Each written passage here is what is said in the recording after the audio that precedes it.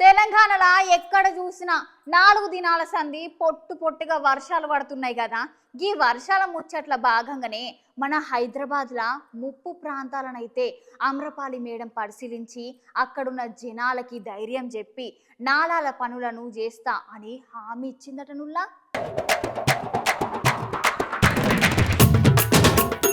తెలంగాణ మొత్తంలో పడ్డ వర్షానికి హైదరాబాద్ కూడా తడిసి ముద్దయింది. ఈ హైదరాబాద్ లో కొన్ని ప్రాంతాలైతే కురిసిన అతి భారీ వర్షానికి వరద నీళ్లు చేరి జనాలందరూ ఆగమాగం అయిపోయిండ్రు. ఇక కూకట్పల్లి జోన్ లో జిహెచ్ఎంసీ కమిషనర్ అమ్రపాలి మేడం అయితే కొన్ని జాగాల్లో ఆకస్మిక పర్యటన చేసిందుల్లా. ఈ పర్యటనలో మైసమ్మ చెరువు, ఐడిపిఎల్ చెరువు, సర్దార్ నగర్ లా వరద ముంపు ప్రాంతాలైతే మేడం పరిశీలించింది. అక్కడున్న జనాలతోటి మాట్లాడి వాళ్ళ కష్ట సుఖాలను అడిగి తెలుసుకున్నది అమ్రపాలి మేడం. గట్లనే ఇక నుంచి ఎంత వరద వచ్చినా ముంపుకు గురి కాకుండా నాలాలను ఏర్పాటు చేసే చర్యలను ఎమ్మటే తీసుకుంటామని జోనల్ కమిషనర్ కు ఆదేశాలు పాస్ చేసింది మేడం.